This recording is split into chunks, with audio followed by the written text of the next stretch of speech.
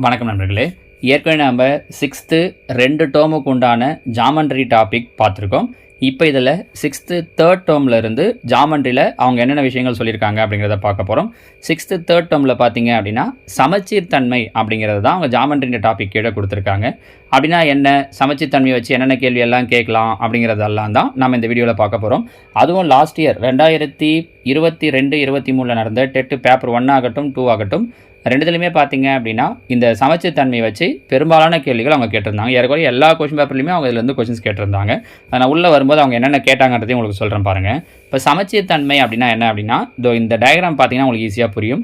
இந்த வடிவத்தை இப்படி ஒரு 2 ஆஃபாக பிரிக்கிறோம் அப்படின்னா இந்த ஆஃபும் இந்த ஆஃபும் ஒரே மாதிரி இருக்கும் பாருங்கள். ஸோ இதுதான் சமச்சீர் தன்மைன்னு சொல்லுவோம். இப்போ இந்த பூவை ஒரு 2 ஆஃபாக பிரிக்கிறீங்க அப்படின்னா இந்த ஆஃபும் இந்த ஆஃபும் சமமாக இருக்கும். கரெக்டாக? ஸோ சமச்சீர் தன்மைன்றது இதுதான் சிம்மட்ரிக் அப்படின்னு சொல்லி இங்கிலீஷில் சொல்லுவாங்க. சிம்மட்ரி ப்ராப்பர்ட்டி இல்லை சிம்மட்ரிக் அப்படின்ட்டு. ஸோ இதுதான் சமச்சீர் தன்மை அப்படிங்கிறது. ஸோ அவங்க கீழே எதில் இருக்குன்றதையும் அவங்க கேட்பாங்க இல்லையா. ஸோ பூங்காவில் இந்த வடிவத்தில் இந்த 2 பக்கம், இதுக்கு மட்டும் இல்லை, இந்த பக்கம் இருக்கிற இந்த வடிவங்கள் இதெல்லாம் பார்த்திங்கன்னா ஒரே மாதிரி இருக்கும் பாருங்கள். தாஜ்மஹால் எடுத்துக்கிட்டிங்கன்னா அது அப்படி தான் இருக்கும். இந்த செம்பருத்தி மலரில் சுழல் சமச்சீர் தன்மை. ஸோ இந்த விஷயங்கள்லாம் சொல்லியிருக்காங்க. இதில் அந்த நடுவில் இப்போ நான் உங்களுக்கு ஒரு கோடு போட்டு காட்டினேன் பார்த்தீங்களா, அந்த கோடுக்கு என்ன பேர் சொல்லுவாங்க அப்படின்னா சிம்மட்ரிக் லைன், சமச்சீர் கோடு அப்படின்னு சொல்லி சொல்லுவாங்க. அதை போட்டிருக்காங்க பாருங்கள். இந்த இலைக்கு நடுவில் போடுற கோடு, இந்த பூ, இந்த ஆண்ட்ராய்டு சிம்பிள் இருக்குது பாருங்கள், அது தாஜ்மஹால் சொன்னோம்ல, அது இதுக்கு நடுவில் இப்படி போட்டோன்னா அதை 2 ஈக்குவல் பார்ட்ஸாக பிரிக்கும். இந்த கோடை நம்ம இப்படி போட்டுட்டு இதை ஒரு சமச்சீர் கோடுன்னு சொல்ல முடியுமானா சொல்ல முடியாது. ஏன்னா இங்கே மேலே இருக்கிற பகுதியும் கீழே இருக்கிற பகுதியும் ஒரே மாதிரி இல்லை பாருங்கள். நம்ம புரியுதுங்களாமா? ஸோ அதை தான் அந்த என்னென்ன குத்துக்கோடுலாம் சொல்லுவோம், அதை பின்னாடி சொல்லுவோம். அதை நம்ம இதை தான் அவங்க இந்த சமச்சீர் கோடுனா என்ன, சமச்சீர் அச்சு அப்படிங்கிற விளக்கத்தெல்லாம் சொல்லியிருப்பாங்க. இந்த இப்போ போட்ட அந்த ரெட் கலர் லைன் வந்து 2 சமபாகமாக பிரிக்குது இல்லையா, அதை மடித்தோம் அப்படின்னா ஒரு அரைபாகம் மற்றொரு அரைபாகத்துடன் ஒன்றொன்று சரியாக பொருந்தும். அதை தான் நம்ம என்னென்னு சொல்லுவோம்னா சமச்சீர் தன்மை அப்படின்னு சொல்லுவோம். அந்த கோடுக்கு பேர் சமச்சீர் கோடு இல்லை சமச்சீர் அச்சு அப்படின்னு சொல்லி நம்ம சொல்லுவோம். சரிங்களா? ஓகே, இப்போ அடுத்ததாக பாருங்கள். ஒரு வடிவத்துக்கு ஒரு சமச்சீர் கோடு தான் இருக்கணும் அப்படின்னு அவசியம் கிடையாது. 1, 2, 3 அதுக்கு மேலே கூட சமச்சீர் கோடுகள் எத்தனை வேணாலும் இருக்கலாம். அதுதான் ஒன்றா பார்க்க போகிறோம். இப்போ இந்த ஸ்மைலி பொம்மைக்கு பாருங்கள், ஒரே ஒரு சமச்சீர் கோடு தான்.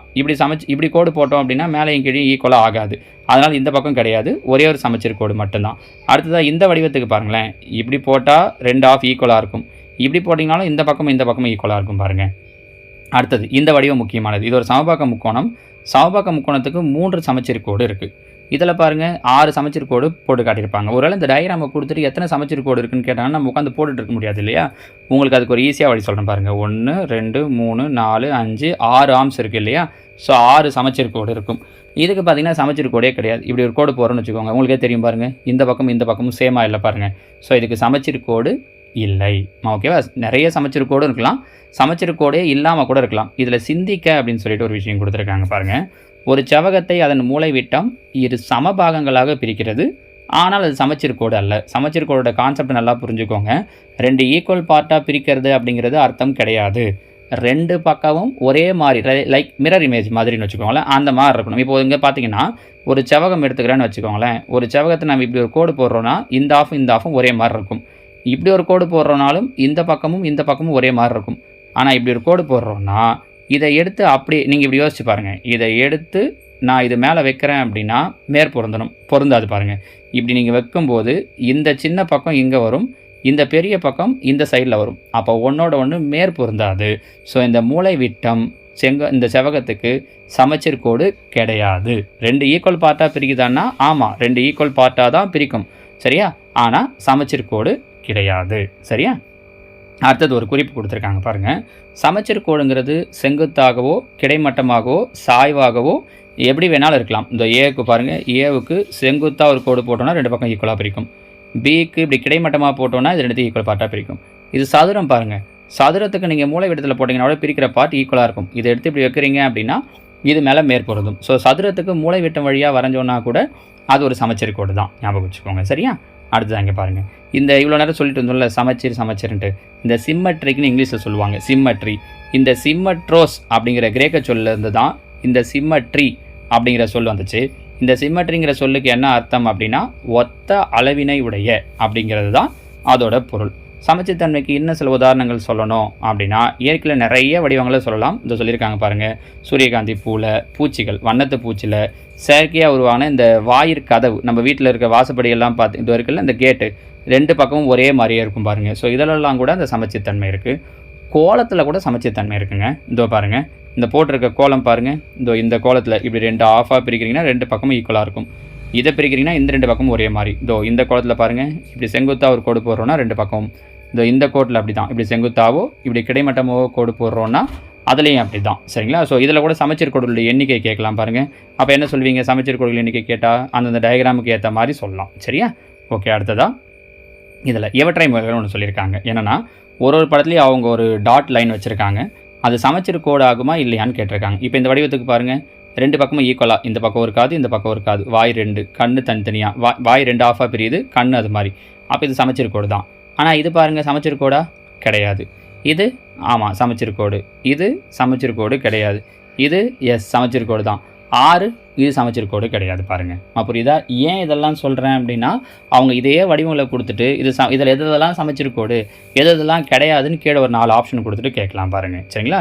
அடுத்ததாக இன்னொன்று அது மாதிரி, பின்வரும் படைகளில் எவை சமச்சீர்த்தன்மை பெற்றுள்ளன என்பதை சரிபார்க்கன்னு கேட்டிருக்காங்க. இப்போ இந்த பேண்ட்டு இப்படி கோடு போட்டோன்னா 2 பக்கமும் சேமாக இருக்கும், ஈக்குவலாக இருக்கும், கரெக்டாக ஒன்றோட மேற்பொருந்தும். அப்போ சமச்சீர்த்தன்மை பெற்றிருக்கு. இதில் நீங்கள் எப்படி போட்டிங்கனாலும் சமச்சீர்த்தன்மை வராது. இது சமச்சீர்த்தன்மை உண்டு. இந்த பூச்சி சமச்சீர்த்தன்மை உண்டு. கியூ எப்படி போட்டாலும் சமச்சீர்த்தன்மை வராது. இந்த பழத்தோடைய பாகம் கண்டிப்பாக எந்த பக்கம் போட்டிங்கனாலும் வரும். அப்போ இதுவும் சமச்சீர்த்தன்மை உண்டு. சரிங்களா? ஸோ இதெல்லாமும் தெரிஞ்சு வச்சுக்கோங்க. சரிங்களா? அடுத்த பாருங்கள், இங்கே என்ன கொஸ்டின் கேட்டிருக்கோம் அப்படின்னா, கொடுக்கப்பட்டுள்ள படங்களுக்கு சமச்சீர் கோடுகள் வரைக, மேலும் அவற்றின் எண்ணிக்கையை காண்க. இங்கே நமக்கு சமச்சீர் கோடுகள் வரைய சொல்லி எல்லாம் பெரும்பாலும் கொஸ்டின் கேட்க மாட்டாங்க. ஒரு டயக்ராம் கொடுத்துட்டு அதோட சமச்சீர் கோடுகளுடைய எண்ணிக்கை என்ன அப்படின்னு கொஸ்டின் கேட்பாங்க. இப்போ இந்த படம் பாருங்களேன், இதில் இப்படி ஒரு சமச்சீர் கோடு, இப்படி ஒரு கோடு போட்டாலும் 2 பக்கமும் சமச்சீராக தான் இருக்கும். இங்கே சென்டரில் போட்டாலும் ஈக்குவலாக தான் இருக்கும். அப்போ இதுக்கு 2 சமச்சீர் கோடு இருக்குது. இந்த டயக்ராமுக்கு இப்படி மட்டும்தான் ஒரு கோடு போட முடியும். இந்த பக்கம் போட்டோன்னா மேலே கீழே ஈக்குவலாக வராது பாருங்கள். அப்போ ஒரு சமச்சீர் கோடு. இதில் பாருங்கள் 1 2, இதுக்கு 2 சமச்சீர் கோடு இருக்குது. சரிங்களா? தெரிஞ்சு வச்சுக்கோங்க. இந்த டயக்ராமை கொடுத்து கூட அப்படியே கொஸ்டின் கேட்கலாம். அதுதான் கீழே ஆன்சர் கொடுத்துருப்பாங்க. அடுத்ததாக, ரோம்பஸ் என்ற சொல்லில் உள்ள ஒவ்வொரு எழுத்திற்கும் சமச்சீர் கோடுகள் வரைந்து அவற்றின் எண்ணிக்கையை கண்டுபிடின்னு கேட்டிருக்காங்க. இப்போ இதில் பார்த்தீங்க அப்படின்னா ஆருக்கு நீங்கள் எந்த பக்கம் வரைஞ்சாலும் 2 ஈக்குவல் பார்ட்டாக பிரியாது, கரெக்டாக? அப்போ அதுக்கு சமச்சீர் கோடு 0. ஹெச்சுக்கு 2 சமச்சீர் கோடு இருக்குது. ஓ தான் முக்கியம் பாருங்கள். ஓவை நிறைய இடங்களில் கேட்பாங்க. ஓவுக்கு எக்கச்சக்கமான சமச்சீர் கோடுகள் இருக்குது. ஸோ எண்ணில் அடங்காதது. எம்முக்கு இப்படி நடுவில் ஒரு கோடு போட்டோன்னா 2 பக்கம் ஈக்குவலாக வரும், 1. பிக்கும் அதே மாதிரி 1, யூக்கும் 1, எஸ்ஸுக்கு நீங்கள் எப்படி போட்டிங்கனாலும் வராது. அதனால் சமச்சீர் கோடுகள் 0. ஏன் இதை சொல்லியிருக்கோம் ரோம்பஸ் அப்படிங்கிற எழுத்துக்கு அப்படின்னா, அவங்க இதே மாதிரி ஒரு இங்கிலீஷ் ஆல்பபெட்டுக்கும் கேட்கலாம். சரிங்களா? இப்போ ஏவில் தொடங்கி இசட் வரைக்கும் எந்தெந்த ஆல்பபெட்டுக்கெல்லாம் சமச்சீர் கோடு இருக்குது, எத்தனை இருக்குது அப்படின்னு கொஸ்டின் கேட்கலாம். அதில் ஏதாவது ஒரு சில எழுத்துக்களை கொடுத்துட்டு. ஸோ அதை தெரிஞ்சுக்கணும் அப்படிங்கிறதுக்காக இந்த எக்ஸாம்பிளை வச்சது. அடுத்ததாக பார்த்தீங்கன்னா வடிவங்களுக்கு கொடுத்துருக்காங்க பாருங்கள்.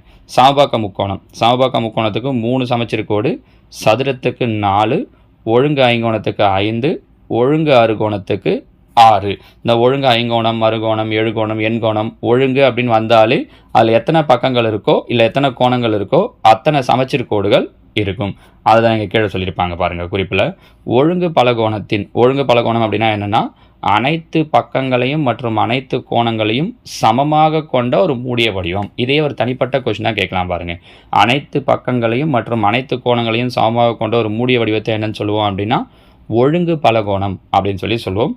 அதனுடைய சமச்சீர் கோடுகளுடைய எண்ணிக்கை அதோட பக்கங்களுடைய எண்ணிக்கைக்கு சமமாக இருக்கும். இப்போ நம்ம முக்கோணன்றது சமபக்க முக்கோணம் எடுத்துக்கிட்டோம்னா அது ஒரு ஒழுங்கு பலகோணம். சதுரம் எடுத்துக்கிறோம் அப்படின்னா அது ஒரு ஒழுங்கு பலகோணம். ஏன்னா மூடிய வடிவமாக இருக்குது, எல்லா பக்கமும் எல்லா கோணமும் சமமாக இருக்குது. சரிங்களா? ஸோ அதுக்கான ஒழுங்கு பலகோணமாக இருந்துச்சுன்னா அதனுடைய சமச்சீர் கோடுகள் எண்ணிக்கை அதோட பக்கம் என்னவோ அதுக்கு ஈக்குவலாக இருக்கும் அப்படின்றாங்க. அடுத்ததான் இங்கே ஒரு கொஸ்டின் கேட்டிருக்காங்க பாருங்கள். இதுக்கு நீங்கள் கீழே கமெண்ட்ல ஆன்சர் சொல்லுங்கள். 0 முதல் 9 வரை உள்ள எண்களை எழுதுக. சமச்சீர் கோடுகளை பெற்றுள்ள எண்கள் எவை? 0 1 2 3 9 வரைக்கும் எழுதிட்டு சமச்சீர் கோடுனா தெரியல, இதுக்கு எதுக்கு சமச்சீர் கோடு இருக்குது அப்படின்னு கேட்டிருக்காங்க. சமச்சீர் கோடு இல்லாத எண்களை பட்டியலிடுக. நீங்கள் அங்கே ஆன்சர் சொல்லுங்கள் பார்க்கலாம். ஃபஸ்ட்டு சமச்சீர் கோடு இருக்கக்கூடிய எண்கள்லாம் எது? ரெண்டாவது சமச்சீர் கோடு இல்லாத எண்கள்லாம் எது? 0லேருந்து 9 வரைக்கும். இதுக்கு நீங்கள் கீழே ஆன்சர் சொல்லுங்கள், கமெண்டில் சொல்லுங்கள். சரியா? இது வரைக்கும் அது சமச்சீர் கோடு பற்றினது. அடுத்தது எதிரொலிப்பு சமச்சீர் தன்மை. எதிரொலிப்பு சமச்சீர் தன்மை அப்படின்னா என்ன அப்படின்னா, ஒரு லெட்டரையோ இல்லை ஒரு பொருளையோ கண்ணாடியில் பார்க்குறப்ப மாறாமல் அப்படியே தெரியக்கூடியது. இப்போ இங்கே ஒரு டிஷர்ட் போட்டுன்னு ஒரு பையன் நின்றுட்டு இருப்பான் பாருங்கள், ஐ லவ் மம்ன்ட்டு. கண்ணாடிலேயும் தெரியும், ஆனால் எல்லா எழுத்தும் அப்படியே தெரியாது. ஐ பார்த்தீங்கன்னா கண்ணாடிலையும் இப்படி தான் தெரியும், ஐ தான் தெரியும். ஆனால் எல்லை கண்ணாடியில் பார்க்குறோம் அப்படின்னா எல் இப்படி தெரியும். ஓவை கண்ணாடியில் பார்க்குறோன்னா ஓ அப்படியே தெரியும். வியை கண்ணாடியில் பார்க்குறோன்னா வி அப்படியே தெரியும். இ பார்க்குறோன்னா இ இப்படி தெரியும். சரிங்களா? ஸோ சில எழுத்துக்கள் அப்படியே தெரியும், சில எழுத்துக்கள் மாறி தெரியும். ஸோ அந்த அப்படியே தெரியக்கூடிய எழுத்துக்கள், இப்போ சொன்னோம் இல்லையா, ஓனா ஓ அப்படியே தெரியும், ஏ போடுறீங்கனாலும் ஏ அப்படியே தான் தெரியும்.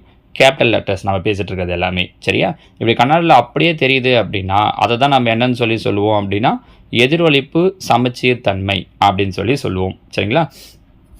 அவங்க இங்கே இன்னொன்று என்ன சொல்லியிருக்காங்க அப்படின்னா, அவனுடைய அந்த பையன் தன்னோட ஆர்வத்தால் இன்னும் சில எழுத்துக்களையும் கண்ணாடியில் எழுதி பார்த்தான், அதில் இந்த ஏ ஹெச் ஐ இதெல்லாம் கண்ணாடியில் அப்படியே பிரதிபலிச்சது அப்படின்னு சொல்லியிருக்காங்க. சரிங்க?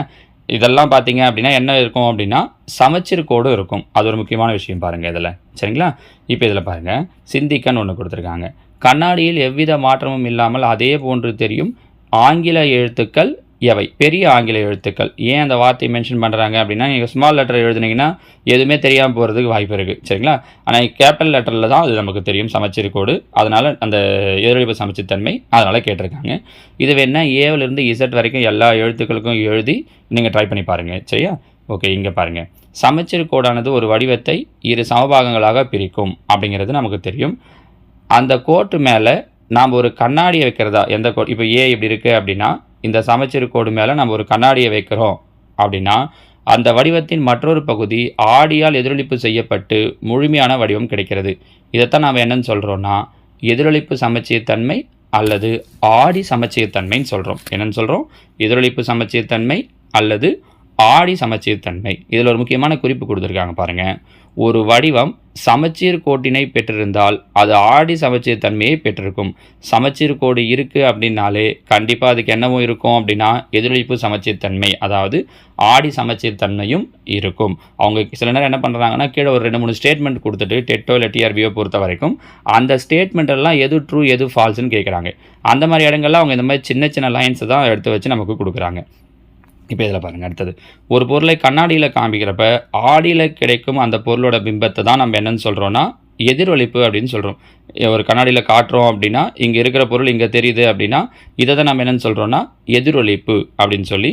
இப்போ இங்கே என்ன பார்த்தீங்க அப்படின்னா ஏவுக்கு கொடுத்துருக்காங்க. ஒரு பொருளை கொடுக்குறோம் அப்படின்னா இப்போ ஏவை நம்ம ஏவை இப்படி வச்சோன்னா கண்ணாடியில் இப்படி தெரியும். சரியா? அவங்க ஏவை இப்படி வச்சுருக்காங்க பாருங்கள், அதனால் இப்படி தெரியுது. இதுதான் ஏவோட எதிரொலிப்பு. இதை பொருள் அப்படின்னும் அங்கே தெரியக்கூடிய எதிரொலிப்பை பிம்பம் அப்படின்னும் சொல்கிறோம். சரிங்களா? பொருளும் அதோட கண்ணாடி பிம்பமும் அந்த கோட்டை பொறுத்து, மிரர் லைனை பொறுத்து சமச்சீர்த்தன்மை பெற்றிருக்கும். காகிதத்தை கோட்டின் வழியாக மடித்தால் அக்கோடானது சமச்சீர் கோடாக மாறுகிறதுன்னு சொல்லியிருக்காங்க. அது மாதிரி நம்ம வெளில இருக்கிற பொருளும் கண்ணாடிக்கு உள்ள அந்த பொருளுடைய பிம்பமும் சம தொலைவில் இருக்கும். இது நம்ம சயின்ஸ்லேயும் படிச்சிருக்கோம், இங்கேயும் சொல்லியிருக்காங்க பாருங்கள். ஒரு பொருளும் அதன் பிம்பமும் ஆடியிலிருந்து சம தூரத்தில் இருக்கும். பொருளுக்கும் அதன் ஆடி பிம்பத்திற்கும் இடையே உள்ள ஒரே வேறுபாடு என்ன அப்படின்னா அந்த இடவள மாற்றம் தான் அதோட வேறுபாடு. இந்த 2 பாயிண்ட்டையும் தெரிஞ்சு வச்சுக்கோங்க. சரிங்களா? அடுத்ததான் எம்ஓஎம், சிஓஎம், ஹைடு, விக்கு இதெல்லாம் சொற்களுடைய அடியில் கீழ்ப்பகுதியில் ஆடியை வைக்கிறோன்னா ஆடியில் கிடைக்கும் பிம்பம் என்னன்னு கேட்டிருக்காங்க. இதில் இந்த விக்குங்கிறத ஒரு முறை டெட்டு கொஸ்டின் பேப்பரில் கேட்டிருந்தாங்க. லாஸ்ட் இயர் 2023 நடந்த டெட்டு பேப்பர் 2ல் இந்த விக்கை வச்சு அதுக்கு கீழே நம்ம ஆடியை வைக்கிறோம் அப்படின்னா நமக்கு அது ஆடியில் இந்த பிம்பம் எப்படி தெரியும் அப்படின்னு கொஸ்டின் கேட்டு வச்சுருந்தாங்க பாருங்கள். ஸோ இதில் மம்முக்கு இந்த இடத்துல கண்ணாடி வைக்கிறோன்னா அவங்க சொல்லியிருக்கிறது முக்கியம். கீழ்ப்பகுதியில் ஆடியை வைத்தால் பக்கவாட்டில் வைக்கிறாங்கன்னா அந்த மம்முங்கிறது அப்படியே மம்முன்னே தான் தெரியும். இப்போ அந்த பையனோட டிஷர்ட் பார்த்தோம் பாருங்கள், அதில் கவனிச்சிருந்தீங்கன்னா தெரிஞ்சிருக்கும். சரியா? ஆனால் ஆடியோடைய கீழ்ப்பக்கம் வைக்கிறோன்னா பாருங்கள் எப்படி தெரியுது, MWஆவும் OO, M வந்து W. அதே மாதிரி காம், ஹைடு, விக்கு இது ஒன்றுத்துக்கு எப்படி தெரியுதுன்றதை பார்த்து வச்சுக்கோங்க. இது நீங்கள் ஜஸ்ட் அந்த இடத்துல உட்காந்து யோசிச்சிங்க அப்படின்னாலே எழுதிடலாம். ஆனால் ஏன்னா ஒரு எழுத்து தப்பு பண்ணிட்டீங்க அப்படின்னா கூட இப்போ நம்ம டி எல்லாம் டக்குன்னு பார்த்தோன்னே என்ன யோசிச்சிருவோன்னா நம்ம எதிர்ப்பு தன்மைனா இப்படியே யோசிச்சிருப்போமா. இங்கே அவங்க ஆப்ஷனில் ஹைடுன்னு கொடுக்கும்போது இப்படி கொடுத்துட்டாங்க அப்படின்னா நீங்கள் டக்குன்னு அந்த மாதிரி சூஸ் பண்ணுறீங்க. இல்லை எந்த மாதிரி கொடுத்துட்டாங்கன்னா கண்ணாடியில் இப்படி தானே தெரியும்ன்ட்டு. கண்ணாடியை சைடில் வைக்கிறாங்களா கீழே வைக்கிறாங்களா அப்படிங்கிறது முக்கியம். அதை கவனித்து ஆன்சர் பண்ணணும். சரிங்களாம்மா? அடுத்து பார்க்க போகிற ஒரு முக்கியமான விஷயம் என்ன அப்படின்னு சொல்லி பார்த்தீங்கன்னா சுழல் சமச்சீர் தன்மை அப்படின்னா என்ன அப்படின்னா ஒரு முழு சுற்று நிறைவடையும் பொழுது சுழலும் பொருளானது தன் ஆரம்ப நிலைக்கே மீண்டும் வந்தடைகிறது. ஆமாம் தானே? எந்த ஒரு பொருளாக இருந்தாலும் ஒரு முழு சுற்று சுற்றுறோன்னா மறுபடியும் அதே ஸ்டேஜுக்கு வந்துடும். ஒரு முழு சுற்றில் அது எத்தனை கோணத்தை கடந்திருக்கும் அப்படின்னா 360 டிகிரி கோணத்தை கடந்திருக்கும். சரியா? இப்போ இதில் பாருங்கள், ஒரு உதாரணம் சொல்லியிருக்காங்க. இப்படி ஒரு பிஸ்கெட் எடுத்துக்கிறேன். இந்த பிஸ்கெட்டை ஃபஸ்ட்டு கொஞ்சம் சுற்றுறாங்க, அதுக்கப்புறம் ஃபுல் ஒரு கால் பாகம், அப்புறம் அரை பாகம் சுற்றும் போது இந்த பிஸ்கெட்டோட ஷேப் இங்கே வந்திருக்கு. அடுத்து மறுபடியும் திரும்பவும் ஒரு ஃபுல் சுற்றும் போது அவங்க நமக்கு புரியறதுக்காக இந்த அம்புக்குறி போட்டு காட்டியிருக்காங்க. இந்த பிஸ்கெட்டை கணக்கு எடுத்துக்கிட்டிங்கன்னா இங்கேருந்து இந்த முழு சுற்று வர்றதுக்குள்ளே நடுவில் ஒரு முறை அதே ஷேப் வந்திருக்கு பாருங்கள். ஸோ ஒரு முழு சுற்று கணக்கு எடுக்கும்போது 1 2 முறை அந்த பிஸ்கெட் அதே ஷேப்புக்கு வந்திருக்கு. இதைத்தான் நம்ம என்னன்னு சொல்லுவோம் அப்படின்னா சுழல் சமச்சீர் தன்மை அப்படின்னு சொல்லுவோம். எத்தனை முறை அந்த ஸ்டேஜுக்கு வந்திருக்கு அப்படின்னு சொல்லி பார்க்கறதுக்கு அதுக்கான விளக்கம் கொடுத்துருப்பாங்க பாருங்கள். ஒரு வடிவம் அதன் மையத்தை பொறுத்து, அது முக்கியம், எங்கே வச்சுன்னா சென்டரை பொறுத்து, மையத்தை பொறுத்து 360 டிகிரிக்கு குறைவாக சுழலும் பொழுது அதே நிலையை அடையுமானால் குறைந்தபட்சம் 2 சுழல் சமச்சீர் வச்சை பெற்றிருப்பின் அவ்வடிவமானது சுழல் சமச்சீர் தன்மை பெற்றிருக்கிறது எனலாம். புரியுதுங்களா? மையத்தை பொறுத்து சுற்றும் போது மறுபடியும் அதே ஸ்டேஜுக்கு வருது அப்படின்னா அதை நம்ம என்ன தன்மை பெற்றிருக்குன்னு சொல்லலாம் அப்படின்னா சுழல் சமச்சீர் தன்மை பெற்றிருக்கு அப்படின்னு சொல்லலாம். இப்போ உதாரணத்துக்கு ஒரு உதாரணம் கொடுத்துருக்காங்க பாருங்கள். இந்த தொட்டி டேங்க் இந்த மூடியை எடுத்துக்கலாமே, மேனுவல் கவர். இந்த கவரில் பார்த்தீங்கன்னா வட்ட வடிவ மூடியை கொண்டு தண்ணீர் தொட்டியை மூடும் வழிகளின் எண்ணிக்கை. இந்த மூடியை வச்சு எத்தனை வழிகளில் மூடலாம்? நீங்கள் எந்த பக்கம் திரும்பி வச்சிங்களாலும் அதுக்கு மேட்ச் ஆகும். ஒருவேளை இங்கே ஏதாவது ஹோல்ஸ் மாதிரி இருந்து அதை கரெக்டாக அங்கே கீழே ஃபிக்ஸ் ஆகணும், ஆனால் அப்படிக்கான வாய்ப்பு கிடையாது. ஃபிக்ஸ் ஆகணும் அப்படின்னா மட்டும்தான் ஒரே வழியில் வைக்க முடியும். எதுவுமே ஹோல்ஸ் இல்லை, நமக்கு அந்த கைப்பிடி, இப்போ இந்த இடத்துல கைப்பிடி இருக்கும் ஆக்சுவலாக, அந்த கைப்பிடி வச்சு நம்ம எந்த பக்கம் சுற்றினாலும் கரெக்டாக நமக்கு வந்துடும் பாருங்கள், அது ஃபிக்ஸ் ஆகிடும். ஸோ ஏகப்பட்ட வழிகளில் வைக்கலாம். அதுதான் இப்போ சுழல் சமச்சீர் தன்மையினுடைய வரிசையும் எண்ணிக்கையற்றது அப்படிங்கிறது இங்கே நமக்கு வரும். சரிங்களாமா? அடுத்ததான் பின்வரும் படங்களுக்கு சமச்சீர் வரிசையை கண்டுபிடி. ஒரு 4 படங்கள் கொடுத்துருக்காங்க பாருங்கள்.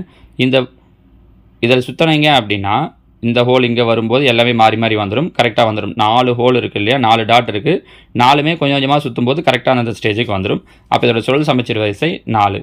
இங்கே பாருங்கள், இந்த இதுக்கு 1 2 3 4 5, இந்த ஆக்டோபஸ் மாதிரியா ஷேப்புக்கு 5 கரங்கள் இருக்குது. அப்போ இதோட சுழல் சமச்சீர் வரிசை 5.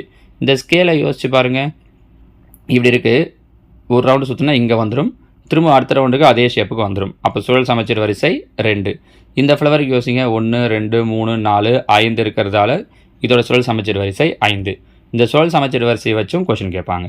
இதில் கீழே ஒரு சில படங்கள் கொடுத்துட்டு இதை கேட்டிருக்காங்க. இங்கே படங்களாக கொடுத்துட்டு கேட்டாங்க, இங்கே வடிவங்களாக கொடுத்துட்டு அதோட சுழல் சமச்சீர் வரிசை என்ன அப்படின்னு கேட்டிருக்காங்க. இங்கே பாருங்கள், அதுக்கான ஆன்சருக்கையும் நம்ம கீழே கொடுத்துருக்கோம். இப்போது இந்த ஓவல் ஷேப்புக்கு சுற்றுறீங்க அப்படின்னா இதில் நீங்கள் சமச்சீர் கோடு வரைய வேண்டியது கிடையாது. இப்படி சுற்றுறீங்க அப்படின்னா இங்கே பாருங்கள், இது இங்கே வரும் 1, திரும்பவும் சுற்றும் போது தன்னோட பழைய நிலைக்கு வந்துடும். அப்போ 1 பழைய நிலைக்கு வந்தது 1 2. சரிங்களா? ஸோ பழைய நிலைக்கு வந்ததையும் சேர்த்துக்கணும், முதல்ல இருக்கிறதுக்கு சேர்க்கக்கூடாது. நீங்கள் ஏதாவது 1 சேர்த்தா போதும். பழைய ஒரு சுற்றும் போது இங்கே திரும்பி இந்த ஸ்டேஜுக்கு எல்லாமே பழைய நிலைக்கு வந்துடும் தான், அது ஒன்று கணக்கு. நடுவில் எத்தனை வருதோ அதை சேர்த்துக்கணும். சரியா? இப்போ இதை செவகத்தை சுற்றுனீங்க அப்படின்னா அதே மாதிரி தான் 2 கிடைக்கும். ஏன்னா ஃபஸ்ட் ஹாஃபில் இப்படி வரும், இது கிடையாது. செகண்ட் ஹாஃபில் இப்படி வரும், இதே ஷேப்பு. தேர்ட் ஹாஃபு திரும்பவும் இதே மாதிரி வரும். ஃபோர்த் ஹாஃப் இந்த ஸ்டேஜுக்கு வந்துடும். ஸோ 2. சமபக்க முக்கோணம். சமபக்க முக்கோணத்துக்கு மொத்தம் 3 சமச்சீர் கோடுகள் இருக்குது. அதே மாதிரி சுழல் சமச்சீர் வரிசையும் 3. இது பாருங்கள், எண்கோணம் 1 2 3 4 5 6 7 8. அதனால் இதோட சுழல் சமச்சீர் வரிசை 8. இது ஒரு சாய் சதுரம், இதோட சுழல் சமச்சீர் வரிசை 2. சரி, இதெல்லாமும் கேட்டிருக்காங்க. இந்த சதுரம், செவகம், சாய் சதுரம், இதுக்கெல்லாம் சுழல் சமச்சீர் வரிசை என்னங்கிறதையும் கொஸ்டின் கேட்டிருக்காங்க, ஞாபகம் வச்சுக்கோங்க. அடுத்தது இந்த ஸ்பேனர் இருக்குல்ல, திருகு கருவி, இது அறுகோண வடிவத்தில் இருக்கிறதால இதோட சுழல் சமச்சீர் வரிசை 6. இது 6 வழியில் அந்த திருகோட பொருத்த முடியும் அப்படின்றாங்க. இதில் பார்த்தீங்கன்னா 6 இது இருக்கும், 1 2 இந்த பென்சில் மாதிரி இருக்கும். ஸோ இதோட சுழல் சமச்சீர் வரிசை 6. அவங்க இதே ஒரு கொஸ்டினாக கேட்பாங்க, திருகு கருவி ஸ்பேனரோட சுழல் சமச்சீர் வரிசை என்ன அப்படின்ட்டு. ஸோ இப்போ பார்த்தது சுழல் சமச்சீர் வரிசை. அடுத்ததாக பார்க்க போகிறது இடப்பெயர்வு சமச்சீர் தன்மை. இடப்பெயர்வு சமச்சீர் தன்மை அப்படின்னா என்ன அப்படின்னா, இப்போ இந்த கோலம் கவனிச்சிங்கன்னா தெரியும். நம்ம வீட்டில் போடுற கோலங்கள்லாம் பார்த்தீங்கன்னா இந்த ஃபஸ்ட் லைன் எப்படி இருக்கோ அதே மாதிரி செகண்ட் லைனை போடுவோம்ல, அந்த மாதிரி. இப்போ இந்த டயரு இங்கே உதாரணங்கள் கொடுத்துருப்பாங்க பாருங்கள்.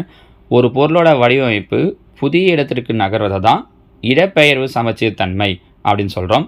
இந்த இடப்பெயர்வானது சுழற்சி மற்றும் எதிரொலிப்பின்றி அமைகிறது. இப்போ உதாரணத்துக்கு இப்படி ஒரு கோலம் போடுறோம் அப்படின்னு வச்சுக்கோங்களேன். இந்த உதாரணத்தை சொன்னால் கரெக்டாக இருக்கும். இப்படி கோலம் போட்டுகிட்டே போகிறோம் அப்படின்னா இது எல்லாமே ஒரே ஷேப்பு. நடுவில் கண்ணாடி வைக்கல, பிம்பம் வைக்கல, அதெல்லாம் எதுவுமே பண்ணலை. இது ஜஸ்ட்டு இதே மாதிரியே இந்த இடத்துல நம்ம போட்டிருக்கோம். இடப்பெயர்வு அதை தான் சொல்லுவோம். என்னென்னு சொல்லுவோன்னா இடப்பெயர்வு. இடப்பெயர்வு சமச்சீர் அப்படின்வோம். இந்த இடப்பெயர்வு சுழற்சியாலேயோ எதிரொலிப்பாலேயோ அமையலை. நம்ம இதை சுற்றலை, நம்ம தனியாகவே அதை டயக்ராம் வரைஞ்சிருக்கோம். இது நம்ம கண்ணாடி வச்சு எதிரொலிப்பு பண்ணலை, தனியாகவே அதை வரைஞ்சிருக்கோம். ஸோ சுழற்சியும் எதிரொலிப்பும் இல்லாமல் தான் எது அமையும் அப்படின்னா இடப்பெயர்வு சமச்சீர் அப்படிங்கிறது அமையும். ஓகேங்களா? அடுத்ததாக இந்த கலை ஆர்ட்டில் இடப்பெயர்வு சமச்சீர் கவனிச்சிங்கன்னா தெரியும் பாருங்கள். இந்த குதிரையில் ஆள் உட்காந்துட்டு இருக்கிற மாதிரி ஒரே மாதிரியான வடிவங்களை அடுத்தடுத்து வரைஞ்சிருக்காங்க பாருங்கள். இது செஸ் போர்டு பிளாக்கு, இங்கே பிளாக் இடப்பெயர்வாயிருக்கு, இங்கே பிளாக்கு, அது மாதிரி ஒயிட்டுன்னு இடப்பெயர்வாயிருக்கு இல்லையா? ஸோ இதை தான் இடப்பெயர்வு சமச்சீர் அப்படின்னு சொல்லுவோம். இந்த கோலத்தில் பாருங்கள், இந்த கோலத்தில் பார்த்தீங்கன்னா இப்போ நம்ம போட்டு காட்டின மாதிரி இந்த வடிவம் தான் என்னவாயிருக்கு அப்படின்னா அப்படியே அடுத்தடுத்து இடப்பெயர்வாயிருக்கு. அதே ஒரு கொஸ்டினாக கேட்பாங்க, எந்த அமைப்பு இடப்பெயர்வாயிருக்குன்னு அந்த பேட்டர்னை கேட்பாங்க. சரிங்களா? ஓகே. அடுத்ததாக பார்த்தீங்க அப்படின்னா இதில் பயிற்சியில் சில வினாக்கள் கொடுத்துருக்காங்க, நம்ம அதையும் பார்த்துடலாம். கியூ இதன் எதிரொலிப்பு பிம்பம். கியூ எப்படி எதிரொலிப்பு ஆகும் அப்படின்னு கேட்பாங்க. இந்த கியூவை பார்த்தீங்கன்னா என்ன ஷேப்பில் கண்ணாடியில் தெரியும்? எதிரொலிப்பில் பியாக தெரியும். சரிங்களா? ஒரு சாய் சதுரம் 2 சமச்சீர் கோடுகளை பெற்றிருக்கும். சரியா? இப்போ தான் பார்த்தோம், இந்த சாய் சதுர வடிவம் பார்த்தோம் இல்லையா? 2 சமச்சீர் கோடுகளை பெற்றிருக்கும். இசட் என்ற எழுத்தின் சுழல் சமச்சீர் வரிசை. இசட்டை சுற்றுறீங்க அப்படின்னா ஒரு ஆஃப் சுற்றினதுக்கப்புறம் மறுபடியும் இதே ஷேப் கிடைக்கும் பாருங்கள். திரும்ப சுற்றினதுக்கப்புறம் பழைய ஸ்டேஜுக்கு வந்துடும். அப்போ இசட்டோட சுழல் சமச்சீர் வரிசை 2.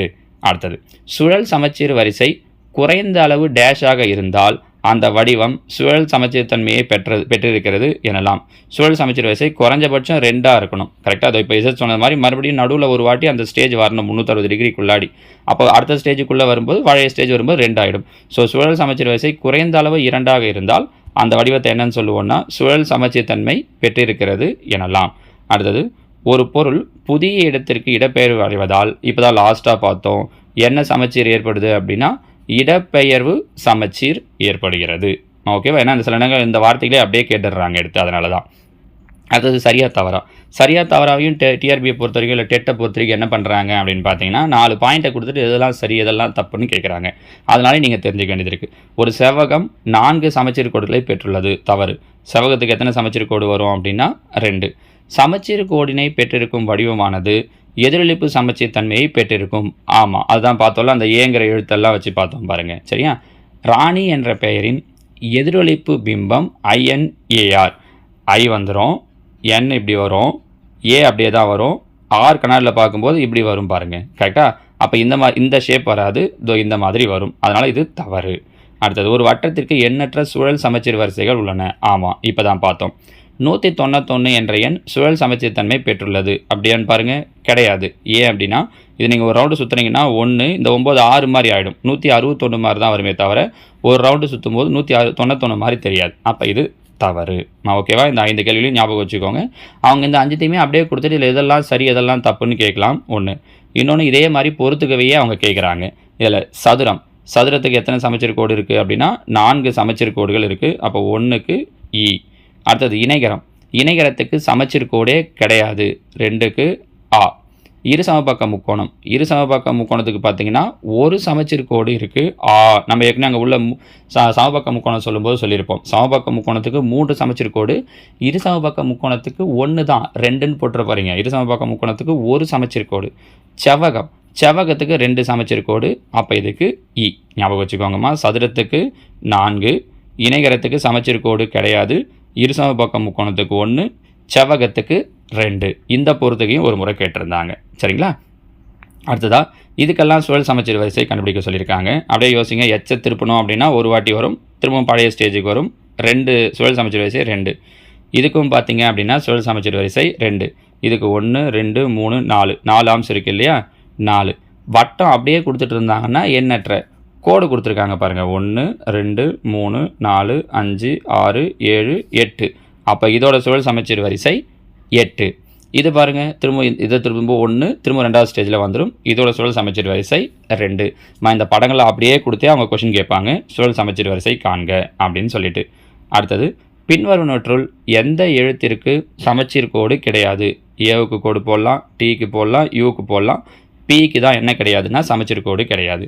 பின்வருவனற்றுள் சமச்சீர் தன்மை பெற்ற படம் எது? சமச்சீர் தன்மை இப்படி ஒரு கோடு போடுறோம் அப்படின்னா இந்த கண்ணு இந்த இடத்துல வந்து மேட்ச் ஆகிடும் பாருங்கள், இது கிடையாது. இதில் இந்த கண்ணு முன்னாடி வந்து மேட்ச் ஆகிடும், இதுவும் கிடையாது. இங்கே கோடு போடுறோன்னா எக்ஸாக்டாக நடுவில் வந்து மேட்ச் ஆகும். அப்போ சமச்சீர் தன்மை பெற்ற படம் இதுதான், மற்ற மூணும் கிடையாது. ஓகேங்களா? அடுத்ததாக நிலைக்குத்து கோட்டை சமச்சீராக பெற்ற சொல் எது? இங்கே இப்படி கோடு போடுறோன்னா இந்த டி வந்து இப்படி மேட்ச் ஆகும்போது இப்படி ஆகிடும், இது கிடையாது. நன்னில் போடலாம். மேமில் போடுறீங்க சமச்சீர் கோடாக பெற்ற சொல் கேட்குறாங்க. நன்னில் போடுறீங்க அப்படின்னா என் இங்கே வரும்போது இப்படி ஆகிடும், இதுவும் கிடையாது. மேமில் போடுறோன்னா எம்மை கொண்டு வந்து கரெக்டாக மேட்ச் ஆகிடும். இவிஇயில் போடுறீங்க அப்படின்னா இ வந்து மேட்ச் ஆகும்போது இந்த பக்கம் இப்படி மேட்ச் ஆகிடும், அப்போ இதுவும் கிடையாது. மேம் அப்படிங்கிற சொல்லு தான் சமச்சீர் கோடு பெற்றிருக்கக்கூடிய சொல். 818 சுழல் சமச்சீர் வரிசை சுற்றும் போது மறுபடியும் ஒரு ஸ்டேஜில் அதே 818 கிடைக்கும், திரும்பவும் பழைய ஸ்டேஜுக்கு வந்துடும். அப்போ இதோட சுழல் சமச்சீர் வரிசை 2. ஸ்டார் எத்தனை சமச்சீர் வரிசையை பெற்றிருக்குன்னு கேட்டிருக்காங்க. இதில் எத்தனை எட்ஜஸ் இருக்குன்னு பாருங்கள். 1 2 3 4 5 எட்ஜஸ் இருக்குது. அப்போ இதோட சுழல் சமச்சீர் வரிசை 5. புரியுதுங்களா? ரொம்ப ஈஸியாக பதில் சொல்லலாம், பெரிய கஷ்டமெல்லாம் ஒன்றும் கிடையாது. பின்வரும் படங்களுக்கு சமச்சீர் கோடுகளின் எண்ணிக்கை மற்றும் சுழல் சமச்சீர் வரிசை காண்க. இதுக்கு சமச்சீர் கோடு இருக்கா அப்படிங்கிறத முதல்ல செக் பண்ணணும். அடுத்ததாக எத்தனை சமச்சீர் வரிசை இருக்குது அப்படிங்கிறதையும் செக் பண்ணணும். நீங்கள் உட்காந்து யோசித்து இந்த 5த்துக்கும் ஆன்சர் பண்ணுங்கள். இவ்வளோ தூரம் நம்ம சொன்னோம்ல சமச்சீர் கோடுனா என்ன, சமச்சீர் தன்மையெல்லாம் என்ன அப்படின்னு சொல்லிட்டு அதை வச்சு இதுக்கு யோசிங்க. சமச்சீர் கோடு வருமா வராதா அப்படிங்கிறதையும் பாருங்கள். வரும் அப்படின்னா எத்தனை வருங்கிறதையும் பாருங்கள். இந்த எட்ஜஸை வச்சே நம்ம முடிவு பண்ணலாம் எத்தனை சமச்சீர் கோடு வரும், எத்தனை சுழல் சமச்சீர் தன்மை இருக்கும் அப்படிங்கிறதெல்லாம் அதை ட்ரை பண்ணுங்கள், பார்க்கலாம் இந்த படங்களுக்கு. சரிங்களாம்மா? அடுத்து இங்கே பாருங்கள், வடிவங்கள் கொடுத்துட்டு அதனோட சமச்சீர் கோடுகளுடைய எண்ணிக்கை வரிசை அதே தான்.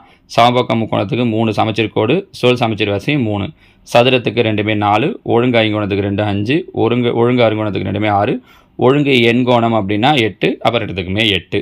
சரிங்களாம்மா? இதை நம்ம ஏற்கனவே பார்த்துட்டோம். அடுத்தது இதை தெரிஞ்சு வச்சுக்கோங்க.